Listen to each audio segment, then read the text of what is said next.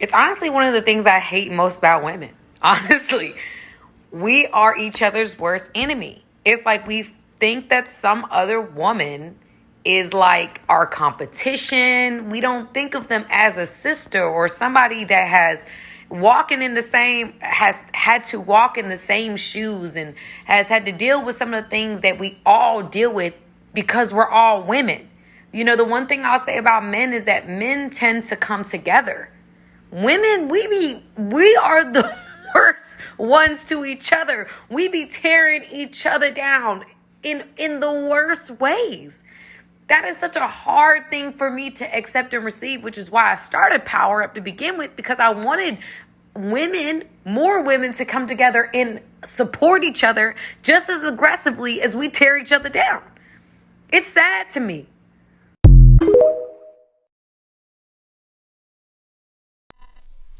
Okay, welcome back to Call for Wisdom. My name is Deborah, and we're going to discuss some of this. I'm not going to go into all the reasons why these women might be feeling the way they do, why they might have had past traumas.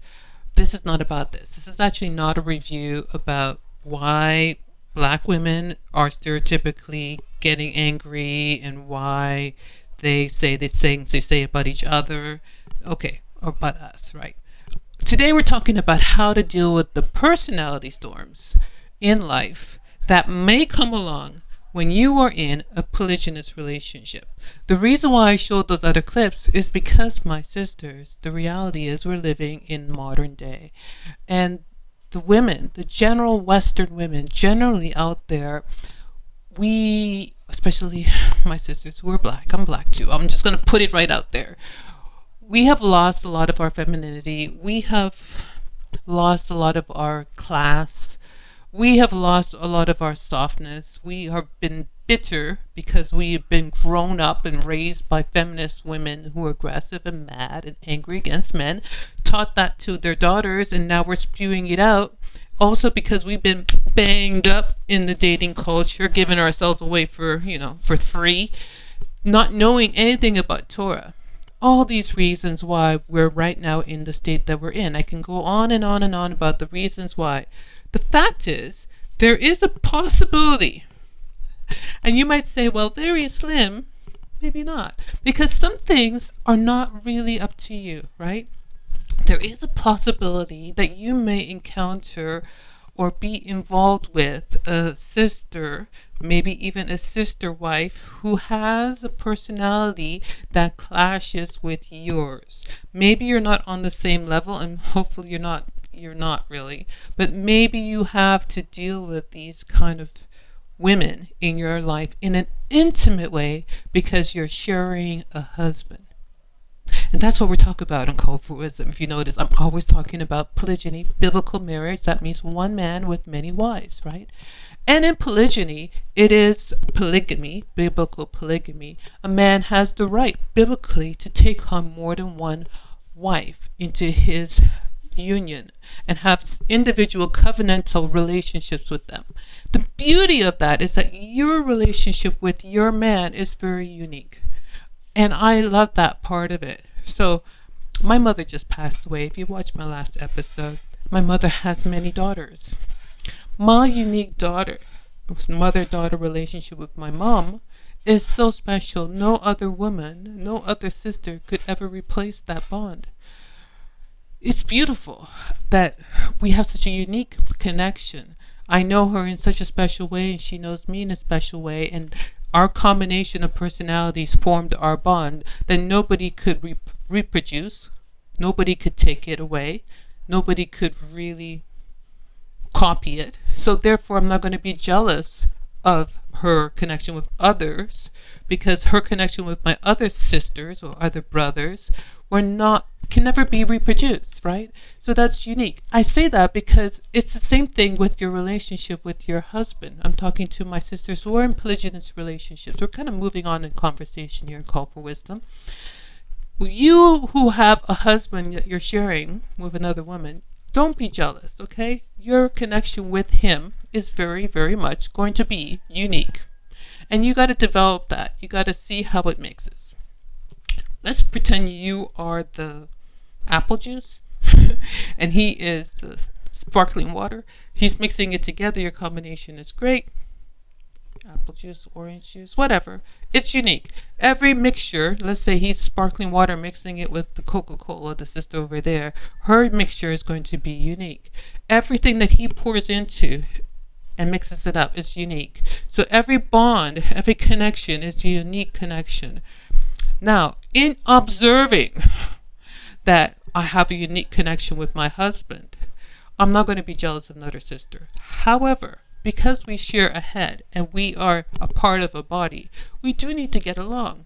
So I might be connected to my body, right? My husband's the head, and let's say I'm the left hand, and that's a unique connection. And my sister over here is the right hand, and she is a unique connection. And we are sister wives. We still need to get along so we can pick up a glass, so we can get the kids, so that we can raise the business together, so that we can grow as a family, so that we can fulfill the mission that Yah has called us to as a family, following our head, right? But sometimes in the body, there is conflict when one member is in rebellion, one member is not at the same level, is injured.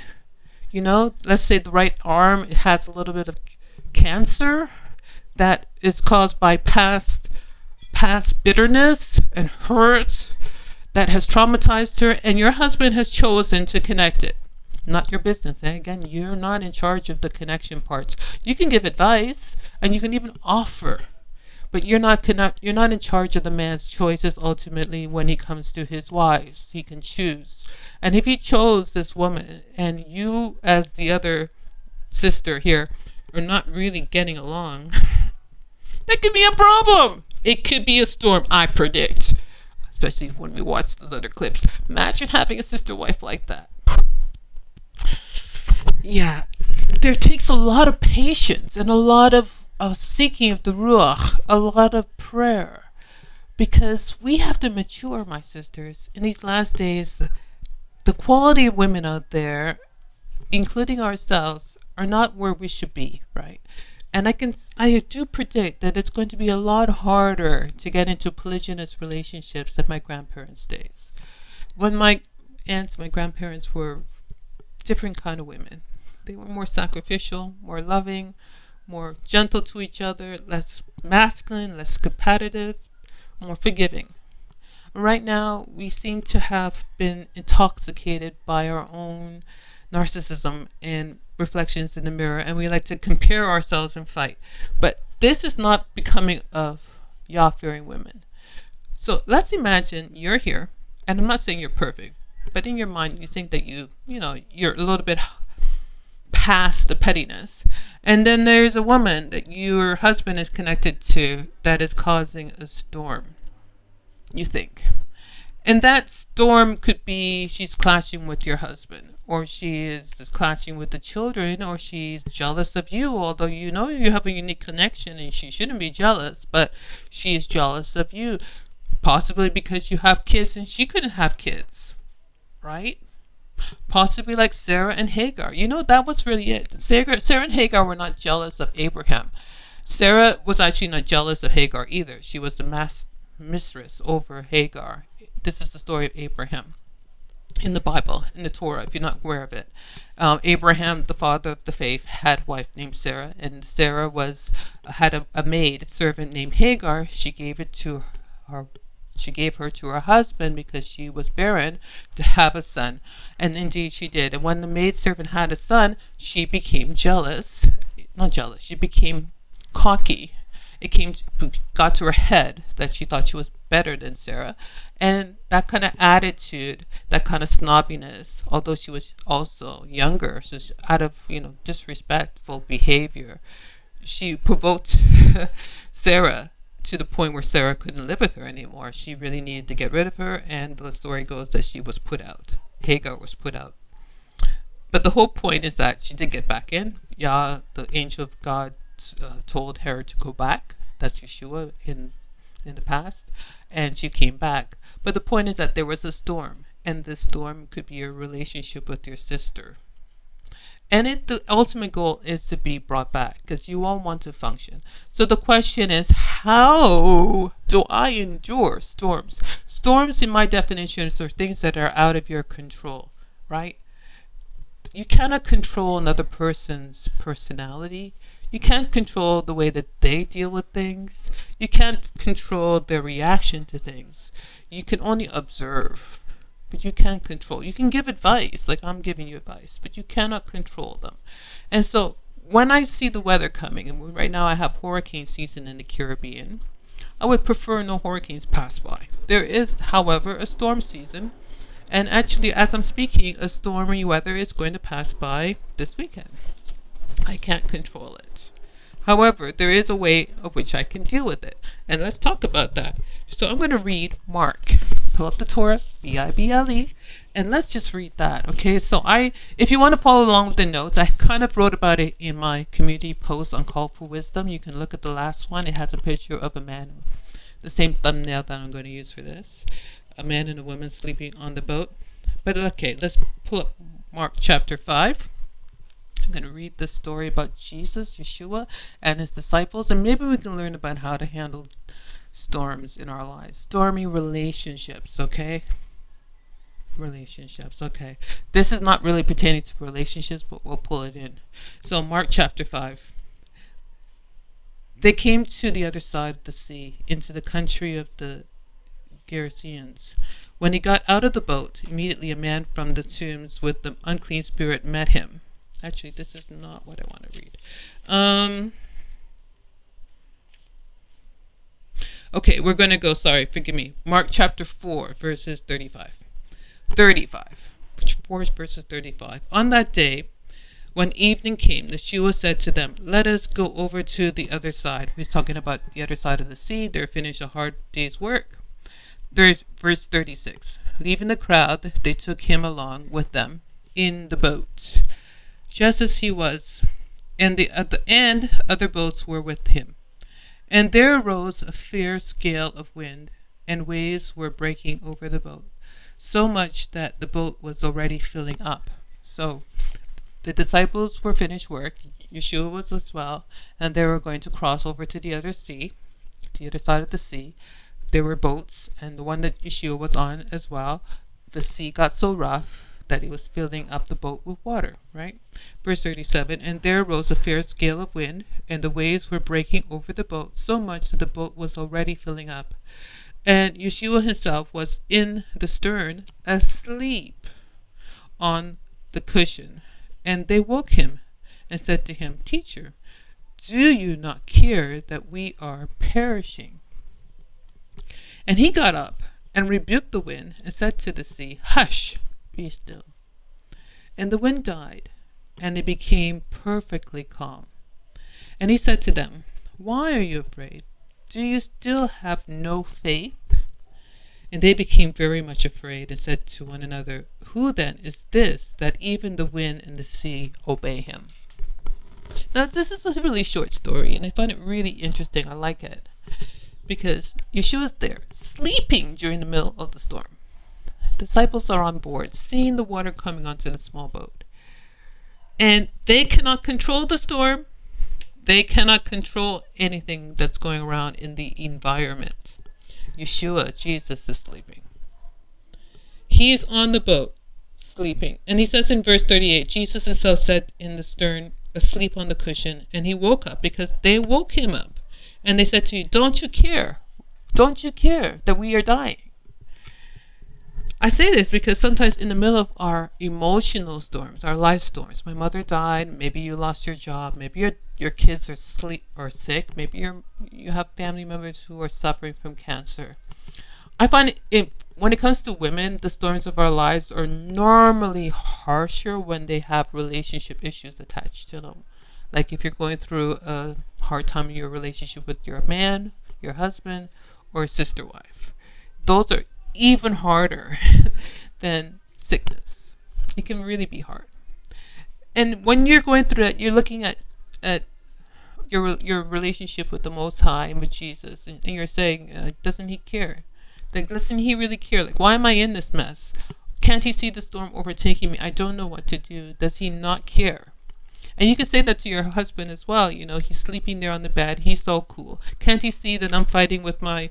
You shouldn't be fighting, but can't you see we're not getting along, these sisters? We're not getting along. Like every 2 seconds, she's looking at me weird.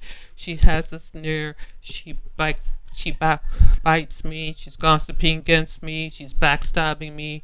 She's not being honest. You know, can't he see what's going on? Can't he see there's a storm? And you're yelling in your heart for your man to wake up and calm the storm. And you're yelling in your heart for God to do something. And I'm telling you right now that there is a solution that these disciples had. They actually did wake up Yeshua, you know, they woke him up. And he did rebuke the storm and calmed it. And maybe your husband might wake up and rebuke your sister wife or whatever's going on and help. But he's not Yeshua. But the whole point is that you don't have control over this storm yourself. You can't do anything. So you have two options. Number one, you could wake up your husband, or number two, you could pull up and go to sleep with him. Because when Yeshua is on the boat ain't going nowhere, sis. When Yeshua, Jesus, is in your life and you really, really, really believe in him, you're not going to drown. And if you drown, you're drowning with him. You know, if the boat's going down, I'm going down with the creator of the sea, which is highly unlikely. Putting your faith 100% in him was the whole point. And that's what Yeshua rebuked him. He says, why are you afraid? Do you still have no faith? And he wasn't telling the disciples, don't you have faith to rebuke the sea. He was not talking about their lack of faith to speak to the sea. It's like, don't you have faith in me? I am on the boat with you. Why are you frightened? So if you know that Yeshua is with you, my sisters, and if you really, really work and focus on your relationship with Yeshua, your relationship with Yah, if you work on that part of it, and this is, I'm speaking to myself too, it doesn't matter what's going on around you, because as long as the Creator is on the boat, you ain't going down. You got to put your faith in there with him. Now, yes, you can pray. You can ask him to come and calm the sea, and maybe he'll do that for you. Or maybe you can just pull up with the cushion and go sleep with him too. And at this point today, I'm really tired.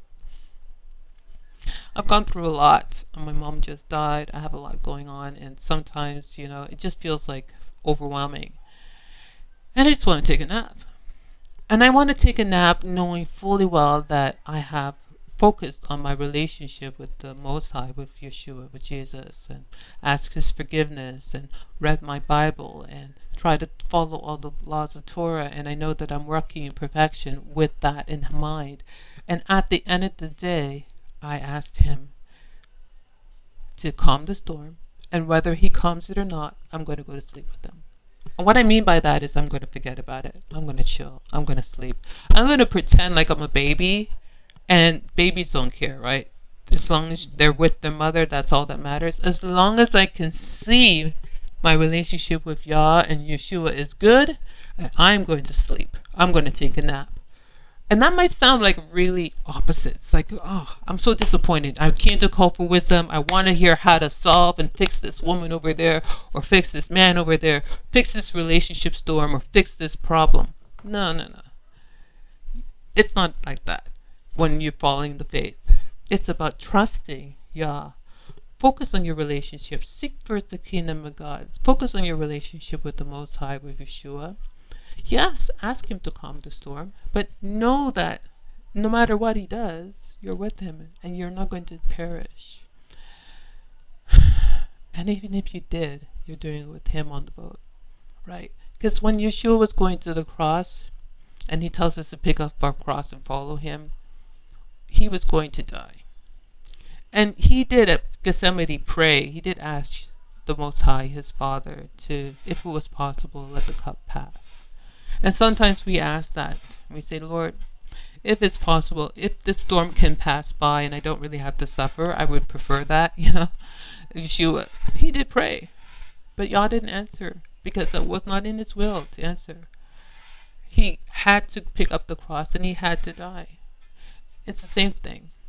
But at the end, Yah sent angels to comfort Yeshua. If you read the story of of the Passion of the Christ.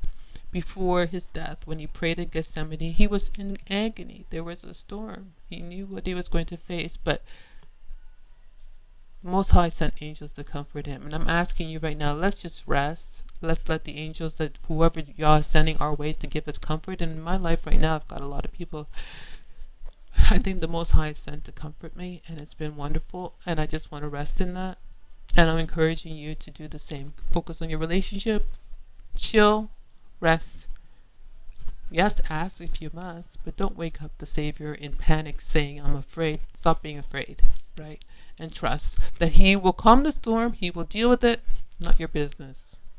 Thanks for hanging out with Code for Wisdom. I love you all, sisters.